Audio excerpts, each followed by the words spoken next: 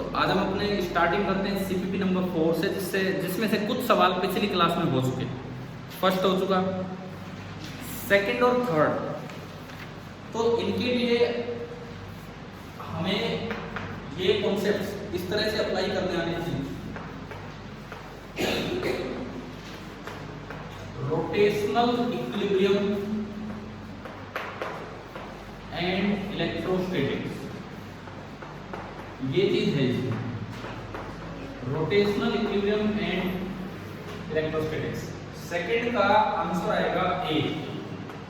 किस किस का आ गया? ए। ठीक है, क्या टॉर्क बैलेंस किया आपने? किस पॉइंट के वो, ये जो बेयरिंग वाला पॉइंट था इसके वो किस किस से नहीं हुआ ये बता दो ताकि मैं डिस्कस करूँ। चलो, अगर एक से भी नहीं हुआ होगा तो डिस्कस होगा, अभी दो बच्चों से नहीं हुआ तो हम डिस्कस करते हैं। देखिए ये आप लोगों के पास असाइनमेंट है, इसमें देखिए क्वेश्चन नंबर सेकंड। आपको ये दिया गया है कि ये कोई रोड है और ये इस पे दो चार्ज है, एक Q चार्ज है और एक 2Q चार्ज। इससे नीचे ये प्लस Q चार्ज है h डिस्टेंस पे, और इतनी ही दूर इधर भी प्लस Q चार्ज है, ये दूरी h। एक यहाँ पे वेट अटैच कर रखा है, कितना W, कितनी दूरी x दूरी पे, पूरी लेंथ है। एक ये बियरिंग है, मतलब कील लगा रखी है, कील लगा रखी है, लगा लो कितनी दूर L/2 पे बियरिंग। अब इसके बाद अगर हम देखें, मैं इसका फ्री बॉडी डायग्राम बनाता हूँ, सारे के सारे फोर्सेस मैं दिखाऊं कि भाई कौन कौन से फोर्सेस पे लग रहे हैं। सबसे पहला फोर्स तो हमेशा जब भी कभी बियरिंग आए तो सुनने आपने सीखा होगा, दो नॉर्मल रिएक्शन आप दिखाया करो यहाँ दो परपेंडिकुलर डायरेक्शन में, एक N1 सीखा है कि नहीं? जब भी कभी बियरिंग आती है, कहीं कील वगैरह लगी हो, हमें नहीं पता किधर कॉन्टैक्ट फोर्स लगता है, तो आप दो परपेंडिकुलर डायरेक्शन मान लो, ऊपर मानो, नीचे मानो, आगे मानो, पीछे मानो, कोई फर्क नहीं पड़ता, लेकिन दो परपेंडिकुलर N1 N2। और एक लग रहा है W, एक ये लगाएगा, कितना लगाएगा? Coulomb stone, K Q small q upon h²। ये डबल लगाएगा क्योंकि ये चार्ज डबल है, तो ये दुगना फोर्स लगाएगा 2k q small q upon h²। और एक यहाँ लग रहा है W, ये वजन W। ठीक है, सारे डायग्राम हो गए, सारे फोर्स हो गए। अब ये कहता है कि the road is horizontal and balance. Last line में लिखा है इस क्वेश्चन में, the road is horizontal and balance. ये घूम भी नहीं रही है, बिल्कुल सीधी है। तो अब आपको x बताना है कितना होगा। भाई घूम नहीं रही है तो नेट टॉर्क कितना है? 0। अब देखो टॉर्क बैलेंस को आप इसके अबाउट भी कर सकते हो, इसके अबाउट भी कर सकते हो, इसके अबाउट भी। दिक्कत क्या आएगी? ना मुझे N1 पता है ना मुझे N2, तो आप ऐसा पॉइंट लो जिसके अबाउट N1 और N2 का टॉर्क कितना हो जाए? 0। आप एक ऐसा पॉइंट लीजिए जिसके अबाउट N1 और N2 का टॉर्क 0 हो जाए, तो वो ज्यादा अच्छा रहेगा। तो क्यों ना हम अपना बियरिंग वाला पॉइंट ही ले लें जिसके अबाउट में टॉर्क बैलेंस हो। टॉर्क सबको याद है, तो उसमें कोई ऐसी चीज आई थी टॉ, उसका सिंबल टॉ की तरह होता था, ये टाउ, हाँ वही सुनो। तो अगर मैं बियरिंग के अबाउट टॉर्क निकालूं तो जो फोर्स उस पॉइंट से ही पास हो उसका टॉर्क कितना होता है? 0। वैसे in general torque of any force होता है force into perpendicular distance from the point. Force की लाइन ऑफ एक्शन का perpendicular distance from the point, ये होता है। तो देखिए, अगर मैं W का टॉर्क निकालूं तो W इस पॉइंट के वो यूं घुमा है। ये तो हम अपनी कॉमन सेंस से बता सकते हैं, चाहे किसी को फिजिक्स की जानकारी नहीं हो, बस ये देखना आता हो W कैसे घुमाएगा, तो यूं मोड़ देगा इसको। क्लियर है कि क्लॉकवाइज है कि एंटी क्लॉकवाइज? घड़ी की सुई हुई तो चलती है, कौन सी? क्लॉकवाइज। टॉर्क ऑफ W होगा W into this perpendicular distance, कितना? x minus L/2। तो एक तो भाई ये टॉर्क हुआ जो इसको क्लॉकवाइज घुमाने की कोशिश कर रहा है, ठीक है। N1 घुमाने की कोशिश नहीं कर रहा, N2 घुमाने की कोशिश नहीं कर रहा, क्योंकि वो दोनों पास ही कहां से हो रहे हैं? पॉइंट B से। अच्छा, एक ये है, इस B के अबाउट अगर मैं देखूं तो ये यूं घुमाने की कोशिश कर रहा है, क्लॉकवाइज की एंटी क्लॉकवाइज?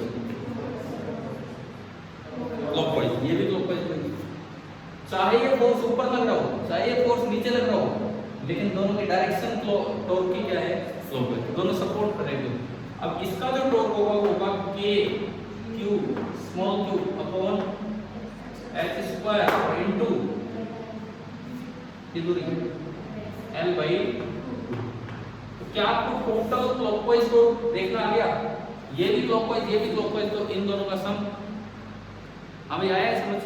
तो जो टोटल क्लॉकवाइज टॉर्क होगा k capital Q small q upon h square into l by 2 plus w into x minus l by 2। अगर लोड बैलेंस है तो जितना क्लॉकवाइज टॉर्क उतना ही क्या होना चाहिए, एंटी क्लॉकवाइज टॉर्क।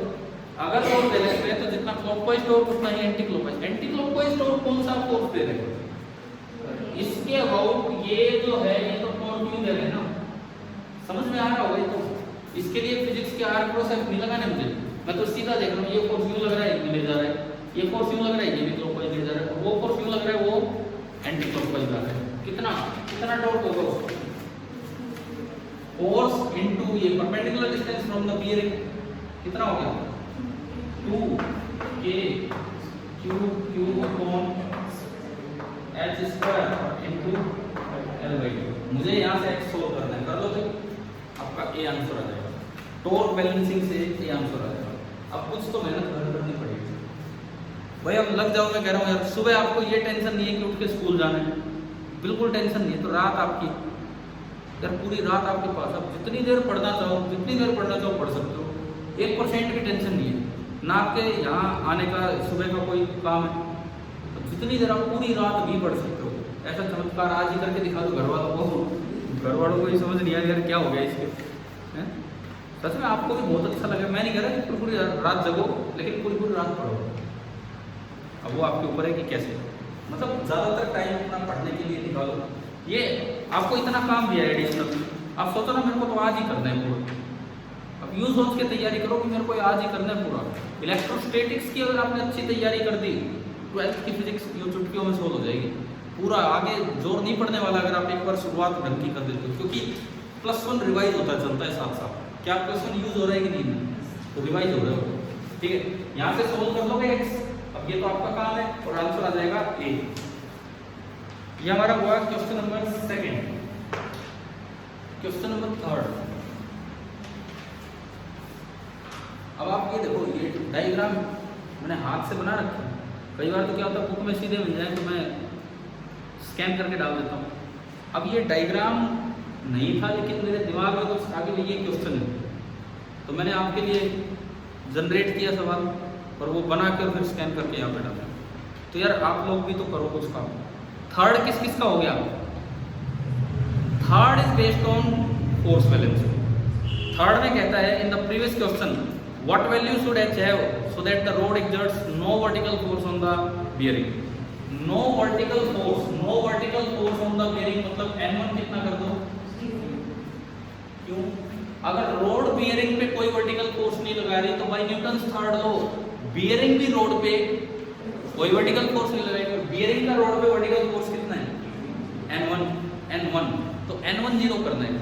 रोड ना तो घूम रही है ना चल रही है, घूम नहीं रही तो टॉर्क 0 और चल नहीं रही तो फोर्स 0, चल नहीं रही तो फोर्स 0। तो फोर्स 0 का तो वर्टिकल डायरेक्शन में देखो, एक ऊपर और बस एक नीचे। तो इक्वेशन बनेगी 1 + 2 कितना 3k q small q upon h square plus N1 जो कि कितना होना है। देखो इस बार फोर्स के नजरिए से देखें तो दोनों सेम डायरेक्शन में, लेकिन टॉर्क के नजरिए से एक क्लॉकवाइज था और एक एंटी क्लॉकवाइज। समझ आने लगा है ना। और इसको बराबर कर देना है किससे, W से, और यहाँ से आप h निकाल दोगे तो आंसर इसका भी a ही आ जाएगा। आपके आंसर्स हैं 2nd का a, 3rd का a, 4th का a, 5th का a, 6th पे आता हूँ मैं। 4th और 5th हम पीछे कर चुके हैं, इलास्टिसिटी वाला है ना। सवाल नंबर 6 नीट UG 2013 पीजी के अलग पेपर होते हैं नीट के। पहले डॉक्टर बन जाओ MBBS, उसके बाद पीजी वाले ले लेना, पहले ये तो करो अपने। किस किस बच्चे के पास मेडिकल है, 1 2 3 भाई है, ठीक है। क्यों है भाई मेडिकल आपके पास है? क्यों है, मतलब क्या कारण है? डॉक्टर ही बनना है का क्या मतलब यार? ये तो और भी ऑप्शन होते हैं, मतलब डॉक्टर ही बनना है, मतलब आपका प्लान है ना डॉक्टर बनने का, तो आप डॉक्टर बनो। यूजी नीट यूजी क्रैक करके फिजिक्स ही एकमात्र तरीका जो आपको डॉक्टर बना सकती है। आपको मैं बताऊं, बायोलॉजी बहुत से बच्चे बहुत अच्छी कर जाते हैं, पता नहीं क्या इसका रीज़न है। बहुत से जो बायो टीचर्स होते हैं ना, वो होते हैं जो अपने टाइम पे फिजिक्स अच्छी नहीं कर पाए, बायोलॉजी बहुत अच्छी की और आज बायो पढ़ा रहे हैं। सबकी बात मैं नहीं कर रहा हूँ, लेकिन बहुत से बायो टीचर आज ऐसे हैं, बहुत से जिन्होंने नीट की तैयारी की लेकिन फिजिक्स अच्छी नहीं कर पाए, बस बायो अच्छी होगी। आप स्कोरिंग देखोगे, आप अपने टेस्ट देखना खुद, स्कूलों के जो आप टेस्ट देंगे या किसी भी कोचिंग इंस्टीट्यूट के टेस्ट देंगे, बायो में तो आप सेटिस्फैक्ट्री सा स्कोर ले आओगे, केमिस्ट्री में कोई ले आता कोई नहीं, फिजिक्स में सबका डब्बा गोल है, इस तरह से चलता रहेगा। एक गलत धारणा पहले से ही दिमाग में बैठा लेते हैं, बोले मेडिकल और फिजिक्स ना, पता नहीं क्यों ऐसा सोचते हैं। क्या 10वीं तक मैथ्स नहीं पढ़ा क्या हमने? तो बस वही तो मैथ्स यूज होता है, और क्या यूज होता है। और जो बच्चे भी सेलेक्ट होते हुए मैंने देखे, बहुत ज़्यादा बच्चे भी नहीं देखे, लेकिन जो हमारे सेक्शन से एक दो हर बार निकलते रहे होंगे, वो हर बार वो बच्चा सेलेक्ट हुआ है मेडिकल में जिसने फिजिक्स अच्छी की, जिसने भी फिजिक्स अच्छी की वही सेलेक्ट हुआ है। ठीक है, आप पता नहीं क्यों अनजाने में बायो केमिस्ट्री ठीक होते चले गए, फिजिक्स अच्छी करता हूँ, और उसी के लिए हम प्रयास करते हैं, उसी के लिए ये काम स्टार्ट किया। ठीक है, अब स्टार्ट किया है तो आपको मेहनत करनी है। कल कर लोगे एक काम? मैंने कहा पूरा कर लोगे पूरा? कल शाम तक का टाइम है यार, लगभग 24 घंटे आपके पास है। इतना भी काम नहीं करोगे तो फिर कब करोगे तो? ठीक है, सुनो तो आगे बढ़ते हैं। क्वेश्चन नंबर 6 नीट यूजी का ये सवाल क्या आंसर है? ए। किस किस का आया? ए। ठीक है भाई, सबका हो गया एक तरह से। कोई डाउट है तो बता दूं मैं, बताओ, पूछना है तो अपना ट्राई करना। बिकॉज क्या हमने tan थीटा लिखना सीख रखा है?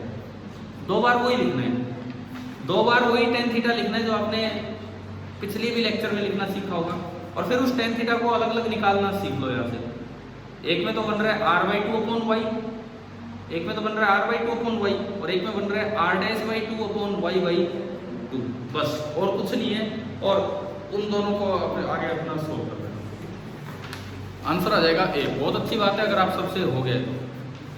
ठीक है, आज मेडिकल के पेपर में ऐसा कोई सवाल था क्या? 6th type. मैं ये नहीं कह रहा कि उसको नीचे किया है, ये नहीं कह रहा, मैं कह रहा हूँ ये जो सस्पेंशन वाले कोई सवाल थे भी नहीं, ऊपर से बॉल्स को सस्पेंड नहीं थे तो गलत बात है। चलो आगे बढ़ते हैं। और क्या देना चाहिए? एक आधा सवाल तो बहुत आता रहता है। 7th शायद मुझे लगता है आपको अच्छे से याद ही हो गया होगा अब तक तो। डाइलेक्ट्रिक कांस्टेंट कितना लें कि एंगल सेम रहे? रो मतलब density of ball upon rho minus sigma. आपको थोड़ी पता है, नहीं पता ना, कोई बात नहीं। लेकिन अब मैं इस सवाल को कल जो बताया उससे थोड़ा सा आगे चलूँगा। सवाल आ जाए कि अगर डाइलेक्ट्रिक कांस्टेंट इससे थोड़ा कम हो तो एंगल जितना एयर में था उससे ज़्यादा रहेगा, उतना ही रहेगा, उससे कम हो जाएगा। कुछ समझ नहीं है क्या? पूछ लिया, दोबारा सुनो। 2 बॉल्स एयर में हैं, 2 बॉल्स एयर में हैं, तो उनके बीच का वर्टिकल के साथ एंगल थीटा थीटा बना है। आपने मीडियम में डाला तो एंगल बढ़ भी सकता है, एंगल कम भी हो सकता है, और एंगल सेम भी। अगर आप मीडियम ऐसा ले लें जिसका डायरेक्ट्रिक कांस्टेंट हो rho upon rho minus sigma, तो एंगल क्या रहेगा? सेम। अब मैं कहूँ कि अगर डायरेक्ट्रिक कांस्टेंट इससे कम हो या इससे ज़्यादा हो, तो आप कैसे डिसाइड करेंगे कि एंगल पहले से कम हो जाएगा कि पहले से ज़्यादा? देखो, के अगर बहुत ज़्यादा करते जा रहे हो, इससे ज़्यादा कर दिया, तो जो बाहर वाला फोर्स है वो और भी कम हो जाएगा। कूलम्ब फोर्स कम नहीं होता, के जितना बढ़ेगा वही नीचे के आता चलेगा। 1/4πε0 के Q1Q2/r। के और बड़ा कर दोगे तो कूलम्ब फोर्स और कम हो जाएगा। बाहर की तरफ फोर्स और कम हो गया तो ये बॉल्स और भी अंदर आ जाएंगे। आपने ये पढ़ा कि के होता है, क्या होता है कि rho upon rho minus sigma. इतना लोगे तो एंगल सेम रहेगा। इस के को जानते हो? के है मतलब के क्या के जो है, मैं हिंदी में बोल रहा हूँ, मैं हरियाणवी नहीं बोल रहा हूँ। मैंने कहा है के है ये जो के है डाइलेक्ट्रिक कांस्टेंट, इसका मतलब होता है कि मीडियम का कितना असर है फोर्स कम करवाने में, ये है, ठीक है। अगर के आपने इससे ज़्यादा ले लिया तो फोर्स और कम हो जाएगा, तो बॉल थोड़ी और भी पास आ जाएगी, और अगर के इससे कम ले लिया तो पॉइंट फोर्स का असर ज़्यादा हो जाएगा और बॉल थोड़ी दूर चली जाएगी। समझ है? तो अपने उन सवालों में आप ये बात अपने तरीके से ऐड कर दिया करो, आपके नोट्स में आपकी कॉपी की कैसे आपको याद करना है। आज तक ऐसे सवाल आए हैं, आज तक ऐसे सवाल आए कि के कितना ले कि एंगल सेम रहे। अब रेंज वाले ऑप्शन बना के देते कि कितना ले कि एंगल बढ़ जाए या के कितना ले कि एंगल कम हो जाए, तो अगर आप के से ज़्यादा ले लोगे तो एंगल कम हो जाएगा, और के से कम ले लोगे तो एंगल ज़्यादा हो जाएगा। समझ आ गया? ठीक है। अगला जो सवाल है हमारा 8th कल हो गया था, ध्यान है ना आप सभी को, और 10th बताओ एक बार, 10th हो गया क्या आपसे पहले? फिर मैं 9th पे आऊँगा। भाई देखो मैं एक एक चीज़ पढ़ा चुका इसकी, आप आने लग गए थे तब जब नॉन इक्विलिब्रियम सिचुएशन आपकी शायद स्टार्टिंग क्लास में। हाँ, तो मैंने तो जस्ट एक रिवीजन पर्पज से काम दिया है, तो आप ही बताते चलो। Electric force on one of the charge balls, लो एक बार मैं बोर्ड पे, क्योंकि इसमें ऑप्शन तो है नहीं तो आपके आंसर भी मैच हो पा रहे हैं कि नहीं हो पा रहे हैं, तो देख लेते हैं।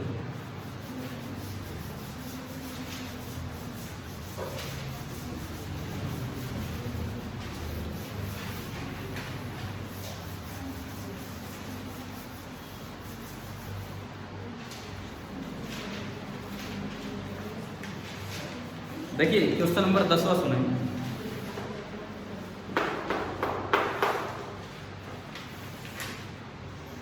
Two identical balls each having a charge q and mass m suspended from a common point। वही वाला काम है, इसको बीच में पकड़ लिया, बॉल दूर जाती लेकिन इनको बीच में पकड़ लिया, और पहले पकड़ा है कि बाद में दूर करके? पहले, क्योंकि ये लिखता है कि 2a is less than r0। अरे किया है कि नहीं घर से? 2a is less than r0, ये जो 2a है जो इक्विलिब्रियम दूरी होनी थी, जो इक्विलिब्रियम दूरी होनी थी उससे कम है, तो छोड़ने के बाद अभी ये किधर जाएंगे? और बाहर जाएंगे, ठीक है। डिस्टेंस है l। अब देखो, while separating they were held at a separation 2a and then release, answer the following questions for the instant just after the release। छोड़ने के जस्ट बाद क्या होगा? छोड़ने के जस्ट बाद स्पीड कितनी होती है?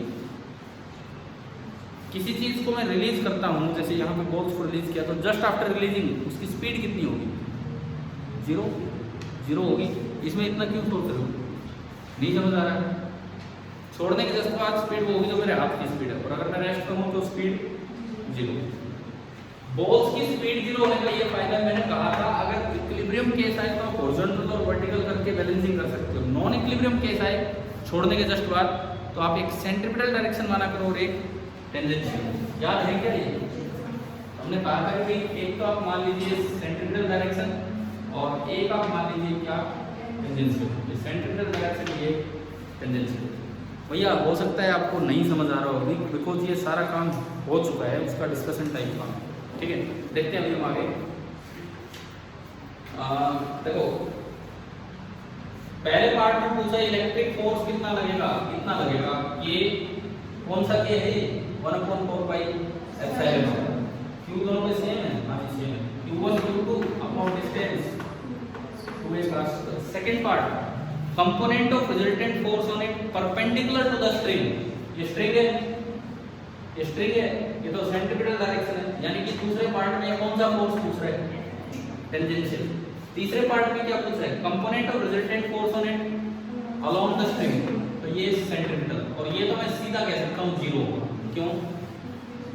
क्योंकि स्पीड 0 होते ही सेंट्रीपिटल एक्सेलरेशन 0 हो जाती है। ac था v²/l। यदि ये करवाया हुआ आपको सारा, ध्यान है ना? कितने बच्चों को ये आ गया था कि थर्ड का आंसर 0 हो? हाँ जी, साक्षी जी नहीं आया, आपने किया ही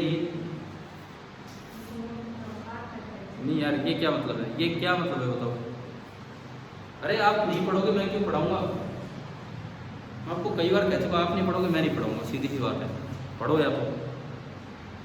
next, tension in the string. मैंने कहा था इधर का फोर्स बैलेंस करके देख लेना, ये सारा का सारा काम आपको करवाया हुआ कर दोगे।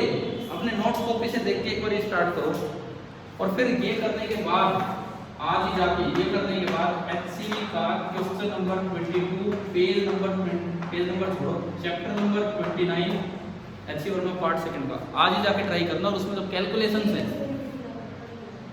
हैं हाँ तो कर दिया है तो ठीक है, फिर ये भी तो करना है ना।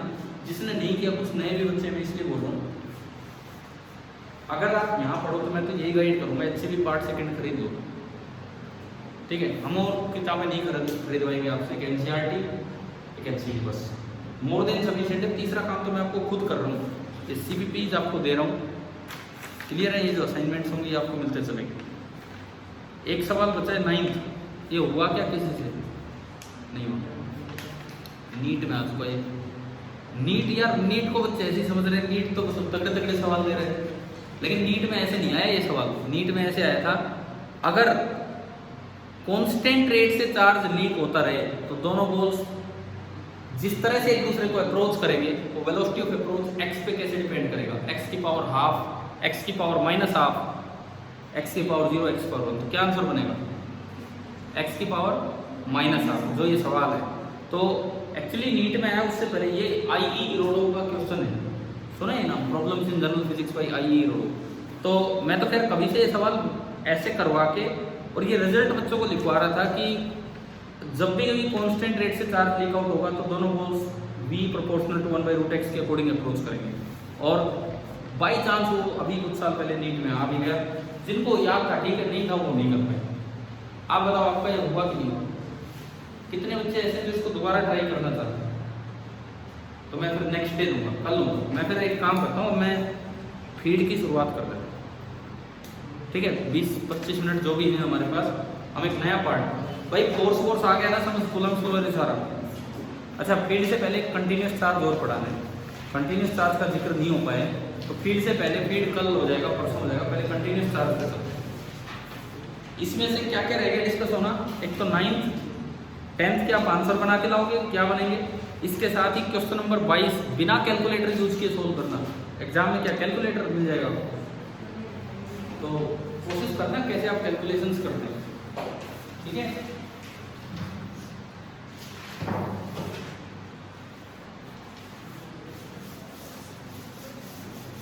यार किस किस की हिम्मत है आज रात को 10-12 घंटे पढ़ने की, बताओ एक मिनट। चलो 12 छोड़ो, 10 घंटे, 10 छोड़ो 8 घंटे, और कितने कम करोगे आज रात की, यूं नहीं कि फिर कभी किसी दिन। इससे बढ़िया मौका नहीं मिल सकता, बिकॉज कल आपको स्कूल नहीं जाना है, ना सुबह यहाँ आना है। दिन में सो लेना, बट ये इतना काम तो करो। आप घंटे गिन के मत पढ़ो, आप काम लेके बैठो कि भाई मेरे को एनसीईआरटी और एचसीवी ट्राई करनी है, बस। वो चीज़ सुबह के 4 बजे और चीज़ 2 बजे हो जाएगा, तो 4 तो बज गए ना, फिर आपका यूँ ही मन करेगा तो एक बार घर वाले उठ ही लेते हैं, फिर दिखा भी दूंगा कि भाई बढ़ लिया, फिर तो ज़बरदस्ती हम 1 घंटा और बढ़ा देंगे, नींद आ रही फिर भी 1 घंटा और बढ़ा देंगे, भाई कोई बात नहीं, देख लो। अरे तो ऐसा खुश कर दो ना घर वालों को, कि घर वालों को भी लगे कि हाँ भाई सच में ये तो बच्चे पे लॉकडाउन का अच्छा असर हो रहा है, इस तरह का। देखो मैं भी पढ़ूंगा आपके साथ साथ पूरी रात, मतलब आपको कोई वो तो कैसे पता लग सकता है, खैर ये तो बोलने वाली बात है, बट सच में मैं भी पढ़ूंगा। तो आप लोग भी अपना काम करते रहे। जिस किसी को कोई डाउट हुआ उठाए व्हाट्सएप पे, मैं प्रॉब्लम तो मैं यहाँ दूंगा, लेकिन आपको हिंट चाहिए तो मैं व्हाट्सएप पे हिंट दे दूंगा कि क्या करना है। इससे मुझे भी लगेगा कि हाँ यार ये बच्चा लगा हुआ है, कर रहे हैं, मेहनत कर रहे हैं। पर यूँ नहीं है रात को 2 बजे आँख खुल गई, क्वेश्चन नंबर 31 बताना और ये बताना वो बताना है, ये नहीं करना है ना, जबरदस्ती दिखाने के काम मत करो कुछ भी। तो चले हम कंटिन्यूस चार्ज पे चलते हैं। तो कंटिन्यूस डिस्ट्रीब्यूशन ऑफ चार्ज,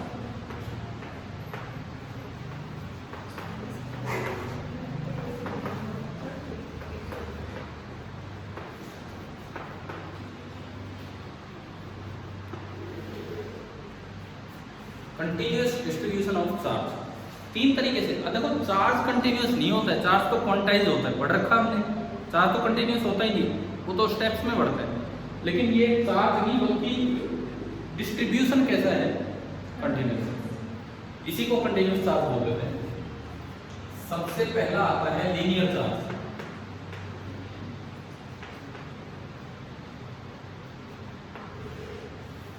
सबसे सबसे पहले आता है लीनियर चार्ज। लीनियर चार्ज की मैं अगर बात करूं, कोई भी एक लाइन है और उस पर बस चार्ज दे रखा है, तो वो आपका लीनियर डिस्ट्रीब्यूशन ऑफ चार्ज। इसका अच्छा सा यूज होगा आप जब अगले पार्ट में चलेंगे फील्ड में, लाइन चार्ज, रिंग चार्ज। भाई कुछ बच्चों के आज पेपर हो लिए, कुछ के कल होने हैं, डेफिनेटली कोई ना कोई सवाल तो इन लीनियर चार्ज पर मिल ही जाएगा। डेफिनेटली तो मैं नहीं कह सकता आज इनके वो गोल्स वाले क्वेश्चन ही नहीं है, वो तो पता नहीं किस तरह से बनेगा जो भी होगा, क्योंकि कुछ आपके सवाल क्वेश्चन के भी आने हैं, पता नहीं कितने कवर होगा। लेकिन डेफिनेटली लाइन वायर पे, रिंग पे और ये सब चीज़ें उसमें पढ़ाई जाती हैं फील्ड वाले पार्ट में, कोई ना कोई सवाल तो मिलना चाहिए। फॉर्मूले चलो जैसा भी उनको सवाल बनाने वाला जाने क्या रहेगा क्या नहीं, कुछ भी पूछ सकता है, डायरेक्शन मैग्नीट्यूड क्या है। लेकिन अभी सुनो, इस पार्ट में लीनियर चार्ज का मतलब जैसे मैंने इस पूरे पे पॉजिटिव चार्ज पास बांट दिए, पूरे पे मैंने पॉजिटिव चार्ज बिल्कुल पास बांट दिए, ठीक है। एक टर्म डिफाइन होती है लैम्डा, लैम्डा को बोलते हैं लीनियर चार्ज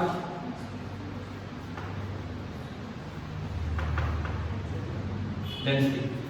टर्म डिफाइन होती है लैम्डा, लीनियर चार्ज डेंसिटी, ये है, ठीक है।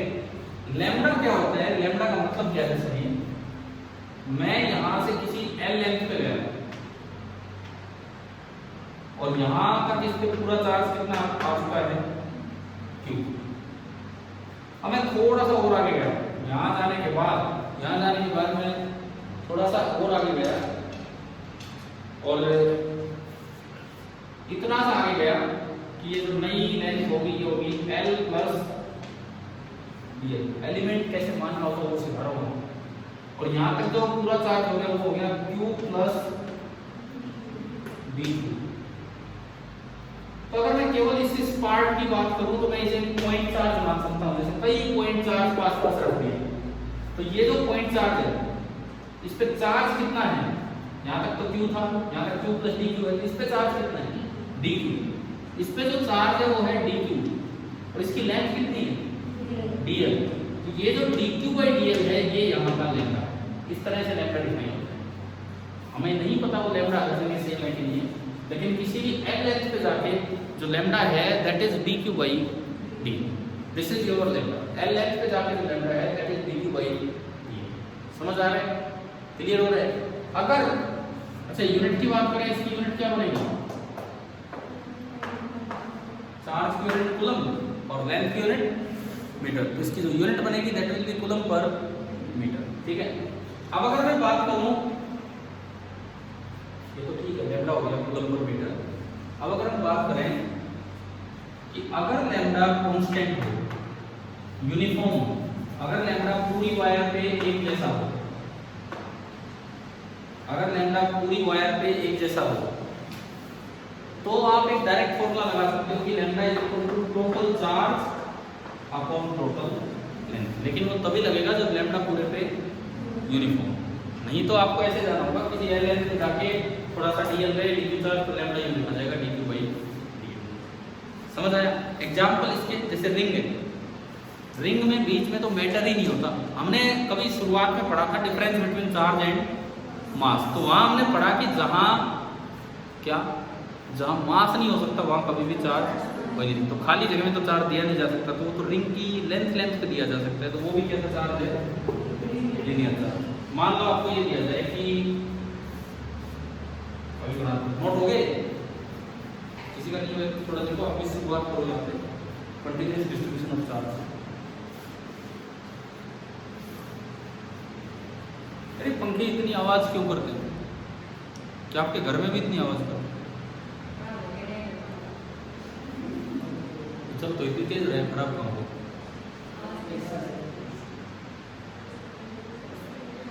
वो एक दिन आपने उस रूम में क्लास अटेंड की थी, एसी चला के, पंखी नहीं चला, गर्मी लग रही थी, ठीक था काम ना, तो यहाँ भी लगा हुआ एक एसी। तो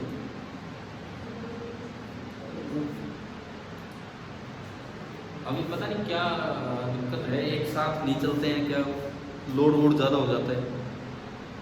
इसका रिमोट भी पता नहीं कौन बच्चा उठा लेगा।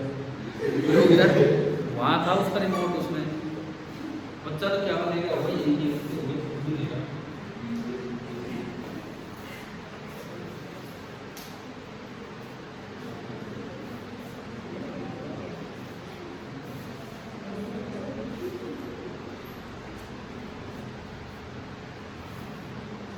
चलें आगे बढ़े।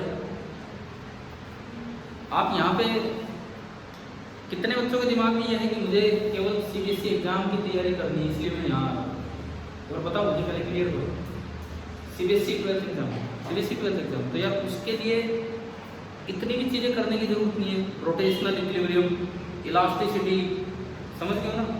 ये तो हम एक पूरी इलेक्ट्रोस्टैटिक्स कर रहे हैं अच्छे से, जो 12th लेवल पे आपको आनी चाहिए। 12th लेवल पे आपको आनी चाहिए, यूँ नहीं कि मैं ग्रेजुएशन लेवल की इलेक्ट्रोस्टैटिक्स पढ़ा रहा हूँ ना, 12th लेवल पे जो आपको आनी चाहिए, चाहे बोर्ड एग्जाम हो चाहे कोई भी एग्जाम। लेकिन अगर आप ओनली बोर्ड एग्जाम सोचते हैं तो ये कुछ चीज़ें हैं जो कम हो सकती हैं। तो क्या आप कंफर्टेबल हैं इन चीज़ों के साथ? तो फिर दिमाग में यूँ क्यों रख रहे हो कि हमें खाली बोर्ड का ही पढ़ना है? ये थोड़ी सी कॉन्फिडेंस की कमी होती है और कुछ नहीं। भाई मान लो कई बच्चे कहते हैं आपके पास मेडिकल है, नॉन मेडिकल? मेडिकल। तो कई जैसे नॉन मेडिकल के बच्चे कहते हैं मुझे आईआईटी में नहीं जाना है। कई कह देते हैं कि नहीं सर मेरे को तो आईआईटी नहीं जाना, मेरे को तो बीएससी करनी है। वो आईआईटी तो ऐसे कह रहे हैं आईआईटी नहीं जाना जैसे आईआईटी बुला रही है तुम्हें, भाई आ जाओ ना, मैं नहीं जा रहा है। इस तरह का काम हुआ, मेरे को तो मुझे नहीं जाना आईआईटी, जैसे क्लियर कर दिया एग्जाम। अरे आईआईटी में भी डीयू की तरह बहुत अच्छे कोर्सेज हैं बीएससी के। आपको अगर बीएससी ही करनी है, डीयू से बीएससी करके, आप पूछना वहाँ के बच्चे कोई आपकी जानकारी में, डीयू से बीएससी करके वो लोग आईआईटी जेईई की तैयारी करते हैं, ताकि एमएससी कहाँ से करें? आईआईटी से। आईआईटी जेईई के थ्रू आप लोग एक 5 ईयर इंटीग्रेटेड कोर्स में एडमिशन ले सकते हैं। 4 साल की बीटेक होती है, 5 साल का बीएस एमएससी, पूरा एमएससी मिलेगी आपको वहाँ से। जब डीयू से करके भी वही पहुँचना है, उनके मुकाबले उन बच्चों की वैल्यू ज़्यादा है जो डायरेक्ट 5 साल का ये कोर्स कर रहे हैं। हमारी एक स्टूडेंट थी साक्षी, उसने भी, साक्षी आपको नहीं बोल रहा मैं कह रहा हूँ, स्टूडेंट थी साक्षी, नाम था उनका साक्षी, महेंद्रगढ़ के आसपास एक गाँव से, तो यदुवंशी स्कूल से। तो उसने 12th के साथ जे एडवांस क्लियर किया 12th के साथ, परंतु उसका फिजिक्स में ऐसा इंटरेस्ट बन गया था कि वो बोली मैं तो आईआईटी जाऊँगी लेकिन बीटेक नहीं करूँगी, मैं एमएससी कोर्स करूँगी फिजिक्स में। उसने आईआईटी रुड़की चूज़ किया। रुड़की आपको पता है इंडिया का ओल्डेस्ट इंजीनियरिंग कॉलेज है। कब बना था रुड़की कॉलेज? कब बना था? जहाँ तक मुझे याद आता है 1840 के आसपास, 1840, 1838 में बना था कि कब बना था? 1840। अंग्रेजों ने बनाया था, उनका राज था यहाँ। क्यों बनाया था? वो ट्रेन लाना चाह रहे थे, भारत में ट्रेन लाना चाह रहे थे, तो उसके लिए कुछ इंजीनियरिंग बैकग्राउंड के लोगों की ज़रूरत थी। तो उन्होंने पहला इंजीनियरिंग कॉलेज यहाँ बना दिया, और उसमें उस वक्त केवल सिविल इंजीनियरिंग चलती थी। इंडिया का जो ओल्डेस्ट इंजीनियरिंग कॉलेज है वो ये है। और आप कभी वहाँ जाओगे, कभी मान लो हरिद्वार गए, कभी घूमने, कभी हरिद्वार गए, इधर से ज़्यादा रुड़की के सामने से होकर निकलते हैं। कोई नॉन मेडिकल के स्टूडेंट है, हरिद्वार अगर जाए तो एक बार रुड़की रुक के वो यूनिवर्सिटी मतलब आईआईटी देख के आना कैसी है, अपने आप मन बन जाएगा यार यही पढ़े। एक व्हाइट हाउस, इतना तगड़ा व्हाइट हाउस अमेरिका में बोलते हैं, वैसे तो उनका ऑफिस का सिस्टम है। मैं गया हूँ 2-3 बार हमारे कॉलेज की तरफ से, तो बहुत अच्छी आईआईटी है और ऐसे माहौल में है, मतलब एटमॉस्फेयर इतना अच्छा है वहाँ का। आपको पता होगा उधर की तरफ थोड़ा पोल्यूशन कम है, हरिद्वार साइड थोड़ा सा पोल्यूशन साइड कम है। और तो उस लड़की ने जैसे वहाँ एडमिशन लिया 5 साल वाले कोर्स में, और वो बड़ी सेटिस्फाइड होगा, बहुत ही अच्छे से उस कोर्स को एंजॉय करते हैं। तो आप लोग कोशिश कीजिए भाई, अब दोबारा हाथ ऊपर करो, कौन कौन नॉन मेडिकल के। आज रात को सोना नहीं है, अगर आपको अच्छी आईआईटी में जाना है तो आज रात को सोना नहीं है। आप यार समझते क्यों नहीं हो कितनी आपकी वैल्यू हो जाएगी आईआईटी का कोर्स आप करेंगे तो। मैंने आपको बताया था मैं अपनी आईआईटी के कोर्स जो अब मैं कर सकता हूँ, मेरे लिए उतना टाइम है नहीं कि मैं जाके करूँ। तो जो भी हम ऑनलाइन वाला बताया था ना, एक दिन मैंने कहा था वहाँ ऑफिस में देख के आना, किस किस ने देखा था उस पर डेट पे नज़र डाली थी। चलो यूँ तो कोर्स का टॉपिक क्या था, topic of course only electrostatics, only electrostatics. 4 महीने का कोर्स, 4 महीने केवल इलेक्ट्रोस्टैटिक्स का कोर्स। मैं आपको वो नहीं पढ़ा रहा, बिकॉज वो तो ज़्यादा हो जाता है, पूरा ब्रॉड लेवल पे इलेक्ट्रोस्टैटिक्स वो नहीं, मैं तो 12th लेवल का पढ़ा रहा हूँ। ओनली इलेक्ट्रोस्टैटिक्स का 4 महीने का कोर्स, जिसमें 6-7 पेपर हुए थे, और उनके आधार पे वो हुआ था। तो बाई चांस भाई क्या अच्छा इलेक्ट्रोस्टैटिक्स था मेरा, लेकिन फिर भी मुझे हर लेक्चर में एक नई बात सीखने को मिली। मुझे लगता था मुझे इलेक्ट्रोस्टैटिक्स बहुत आता है, लेकिन हर लेक्चर में एक नई बात सीखने को मिल रही थी। तो इस हिसाब से मेरे को तो बड़ा अच्छा कोर्स लगा। अभी मैंने रिसेंटली एक और कोर्स फिनिश किया है IIT कानपुर का ही, वो पूरा मैकेनिक्स का था, कंप्लीट मैकेनिक्स, जो आपकी क्लासिकल मैकेनिक्स होती है। वो भी 11th 12th लेवल पे नहीं होता, थोड़ा हायर लेवल पे जाता है। तो उसमें भी देखो उसका रिजल्ट आएगा, क्या आता है क्या नहीं, लेकिन वो भी अच्छा रहता है। आप लोगों के पास टाइम, आप जाके पढ़ सकते हो। मैं टीचिंग में हूँ, जो भी मतलब परिवार है साथ, तो इस तरह से मैं छोड़ के नहीं जा सकता हूँ, ठीक है, नहीं तो केस कर देंगे, कहाँ बात गया। और क्या, मैंने एक दो बार पूछी है, परमिशन लेने की कोशिश की है कि मैं जाऊँ, बोले कहाँ, IIT, बोले कहाँ है, वो यही है पास में, बोले कनीना में, एक महेंद्रगढ़ में। कनीना महेंद्रगढ़ नहीं है भाई, नियरेस्ट दिल्ली है। तो भाई सख्त मना ही मिली है, मिलनी भी है वो। अब इस समय टाइम नहीं है उस तरह की कमाओ, बट आप लोग फ्रीली जा सकते हो और आपके पेरेंट्स तो खुश होंगे अगर आप IIT जाते हैं, ठीक है। नॉन मेडिकल वाले बच्चे प्लीज़ ट्राई कीजिए। IIT का टैग भी आपको मिल गया तो बहुत बड़ी अचीवमेंट हो। मेडिकल वाले अपने डॉक्टर बनो अच्छे से। लैम्डा हो गया, क्यों भैया। अब एक सवाल कि अगर एक रिंग है, उस पर क्यू चार्ज यूनिफॉर्मली बटा हुआ है, आर उसका रेडियस है, तो उसका लैम्डा कितना होगा। मैं आपको दो सवाल देता हूँ यहाँ पे।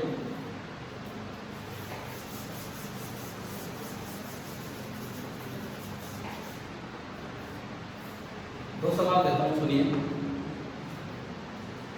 एक रिंग है, स्फीयर रिंग है, रेडियस है आर, टोटल चार्ज पे क्यू बटा है यूनिफॉर्म।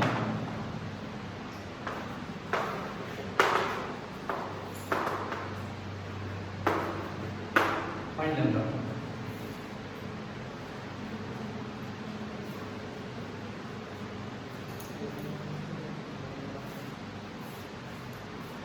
लैम्डा क्या होगा, 2/2 पाई। डायरेक्ट है, डायरेक्ट आंसर है। फिर अगर लैम्डा यूनिफॉर्म है, ये दिया है ना, चार्ज यूनिफॉर्मली बटे, तो total charge upon total length, तो टोटल लेंथ कितनी, 2 पाई। समझ आया। एक और सवाल,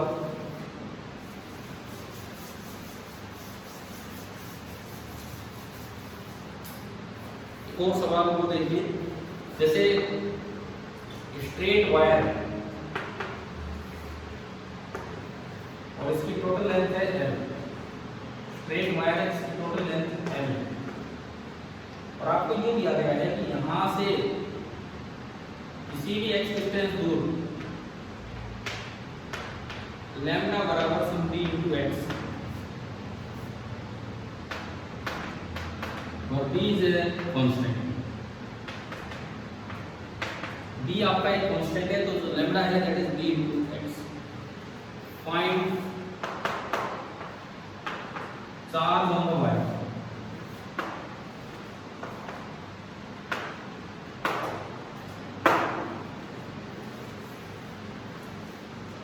find charge on the wire.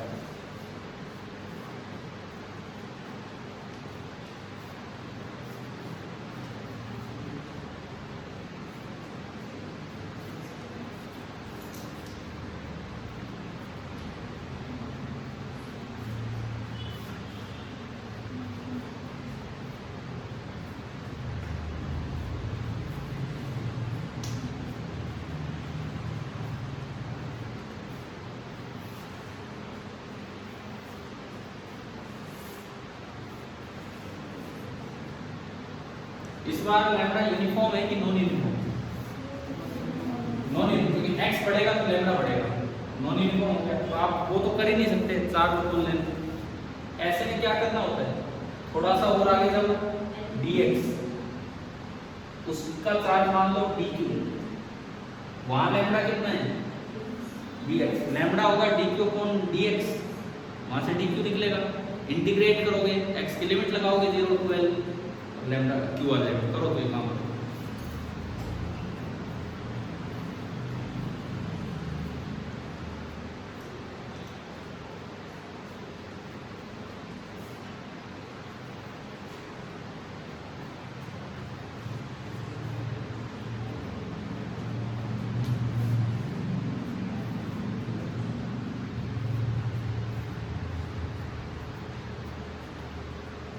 आ गया कितना है b, x तो आ ही नहीं सकता, x क्या है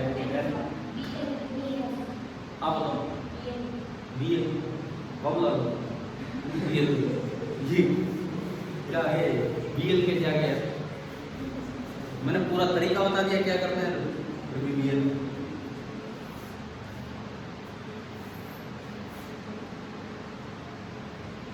भाई देखो तरीका ये था आप थोड़ा सा आगे जाओ x प्लस डी एक्स छोटी सी लेंथ आपने मानी dx उस पर छोटा सा चार्ट मान लो dq लैम्डा यूनिफॉर्म है तो यहाँ तो लैम्डा लिखा जा सकता है लैम्डा के जगह क्या लिख सकता हूँ dq by dx and that is equal to b into x dq by dx is equal to b into x और यहाँ से मेरा dq कितना है bx into dx समझ आ रहा है इंटीग्रेटिंग बोथ द साइड्स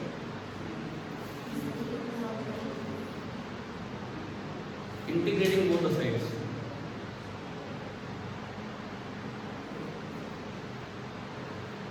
और x की लिमिट कहां से कहां लगेगी शुरू में x 0 है और लास्ट में x l है 0 से l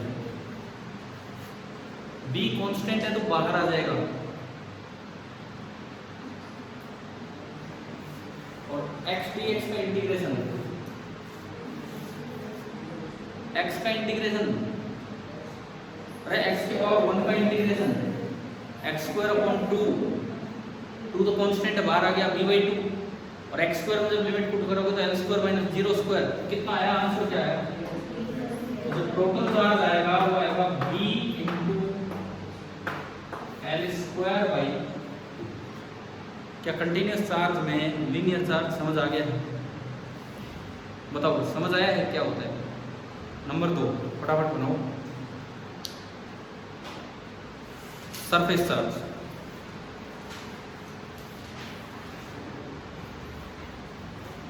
नंबर 2 सरफेस चार्ज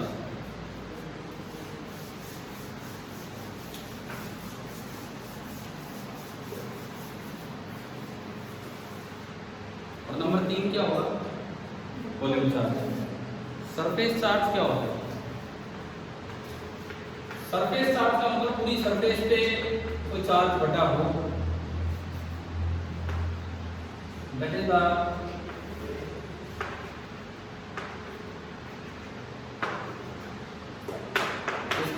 पूरी सरफेस का चार्ज होता है पॉजिटिव नेगेटिव कैसा भी हो सकता है ठीक है यहाँ एक टर्म डिफाइन होती है सिग्मा जिसे लैम्डा को बोलते हैं लीनियर चार्ज डेंसिटी ऐसे सिग्मा को क्या बोलते हैं सरफेस चार्ज डेंसिटी इस पे कैसे डिफाइन होता है सिग्मा आप इसका एक छोटा सा एरिया मानो एरिया को अक्सर हम ds से रिप्रेजेंट करते हैं ds सरफेस एरिया और इस छोटे से इलाके में जो चार्ज बैठा है वो कितना बैठा है dq तो इस जगह जो सिग्मा होगा that will be dq upon same आ गया वही उसी तरह से ds एरिया है और इसकी जो यूनिट बनेगी कूलम पर मीटर स्क्वायर इसकी जो ऐसा यूनिट बनेगी that will be coulomb per metre square sigma आपको ये आएगा dq by ds और इसकी ऐसा यूनिट बनेगी कूलम पर मीटर स्क्वायर समझ आ गया फिर वही बात है अगर सिग्मा यूनिफॉर्म हो तो मैं सिग्मा को क्या लिख सकता हूँ for uniform distribution sigma can be written as total charge upon total surface area uniform distribution अगर है तो आप सिग्मा को लिख सकते हैं total charge upon total surface area जैसे कि बिठा के लिख लिया था हमने जैसे कि एक छोटा सा एग्जांपल इसका भी आपने एक स्फीयर दिया एक स्फीयर आपने दिया स्फीयर ऐसे दिखाते हैं ये पता कैसे लगे रिंग है स्फीयर स्फीयर दिखाने का तरीका होता है वीडियो क्या इस डायग्राम में दूसरे डायग्राम में कुछ फर्क नजर आ रहा है कि इसमें ऐसा महसूस होता है कि ये तो बाहर भी आया हुआ है। स्फीयर अगर प्रॉपरली दिखाना हो तो आप दो कर्व ऐसे बना दीजिए उस पे। ये दो कर्व ऐसे बनाने का ये मतलब है कि भाई ये पार्ट कुछ बाहर निकला हुआ है और कुछ नहीं है। यूँ तो आपकी मर्जी की बात है, आपकी गोला बना दो स्फीयर, कोई फर्क नहीं पड़ता। बुक्स में अक्सर ऐसे रहता है, लेकिन फिर भी एक अच्छा तरीका होता है कि आप स्फीयर को ऐसे दिखाएं। एक स्फीयर है और इसकी जो सरफेस है, बार जो सरफेस है ऊपर बार उस पूरी सरफेस पे, क्योंकि अंदर तो होलो है, होलो चीज में आप चार्ज भर सकते हैं क्या? बताओ, खाली है तो क्या उसमें चार्ज भर सकते हैं? पानी थोड़ी भरना है। चार्ज वहीं दिया जा सकता है जहां मास हो। एक होलो स्फीयर था, सेल भी बोल देते हैं इसमें। टोटल चार्ज क्यू, रेडियस इसका आर है, तो बताओ सिग्मा क्या होगा अगर क्यू यूनिफॉर्म है तो? Q upon pi R square. हम 10वीं में ये पढ़ के आते हैं कि स्फीयर का surface area pi R square होता है। कितना होता है? 4 पाई आर स्क्वायर। एक स्फीयर का सरफेस एरिया होता है 4 पाई आर। सर्कल और स्फीयर में फर्क होता है। हो गया, खत्म करो फटाफट, एक आखिरी चीज पे जाते हैं। तीसरा क्या? Volume charge.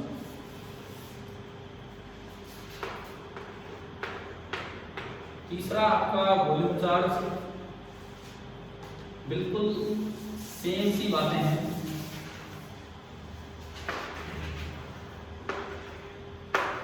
ये पूरा कोई वॉल्यूम है, इस तरह से भरा हुआ है, इसके अंदर आपने एक छोटा सा एलिमेंट लिया,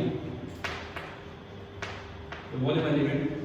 सपोज इस छोटे से पार्ट का जो वॉल्यूम है दैट इज dv, एंड इसके अंदर जो पॉइंट चार्ज आया दैट इज dq। तो यहाँ तीसरी चीज डिफाइन होती है रो। रो को हम क्या बोलते हैं? Volume charge density. और पिछली बार की तरह हो जाएगा dq अपॉन dv और यूनिट बनेगी कूलम पर मीटर क्यूब। अब तो सेम ही बात रिपीट हो रही है, समझ आ रहा होगा। यूनिट बनेगी कूलम पर मीटर क्यूब। समझ आया? हमें क्लियर है? और फिर वही बात, अगर यूनिफॉर्म डिस्ट्रीब्यूशन है तो आप रो को क्या लिख सकते हैं?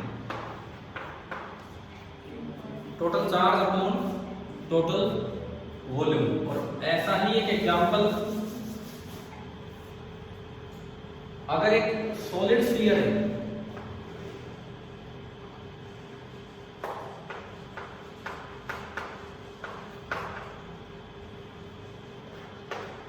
और इस पूरे को रेडियस इसका आ रहा है, पूरे के अंदर चार्ज क्यों यूनिफॉर्मली बटा हुआ है, तो बताओ इसका रो कितना होगा? q by 4/3 pi R. आप बताओ कि आपको तीनों तरह के कंटिन्यूअस चार्ज डिस्ट्रीब्यूशन समझ आ गए? ठीक है। अब हमारा जो काम है, आज जाते ही आप इतने बचे हुए सवाल इस सीपीपी नंबर 4 के अटेम्प्ट करेंगे। एनसीईआरटी के लग जाओ, एचवी के लग जाओ। कितने बजे काम स्टार्ट करोगे? कितने बजे काम स्टार्ट करोगे? अभी 7 से कुछ ऊपर टाइम हुआ है भाई। 9 बजे तक तो पढ़ने बैठ जाओगे हैं? 9 बजे तक पढ़ने बैठ जाओ और इस काम को लेके चलो। इसको भी करो साथ साथ, नहीं तो पहले अपनी एनसीईआरटी पार्ट करो। आपको मन करे वो करो। एचसीवी के ऑब्जेक्टिव लास्ट में करना, पहले एक्सरसाइज ट्राई कीजिए, क्योंकि ऑब्जेक्टिव में क्या है, जरा से सवाल है, बच्चा एक करके दूसरे का आंसर देख आता है। ये मत करना। अरे भाई 6 सवाल है तो पहले 6 दिए हैं तो 6 के 6 आप अटेम्प्ट करके फिर एक साथ आंसर लगाना। नहीं तो पेपर में यूँ हो जाएगा, बस कोई आंसर दे दे मुझे, फिर तो मैं सारे सवाल कर दूँ। इस तरह का माहौल बन जाएगा, क्योंकि आपकी आदत हो जाएगी आंसर देख के सवाल करने की। ठीक है, पढ़ोगे आज जाके तो कल ये सारा अटेम्प्ट करके लो, सारा देखा जाएगा। जो डाउट हो अपनी किताब को ले आना सारा। Thank you.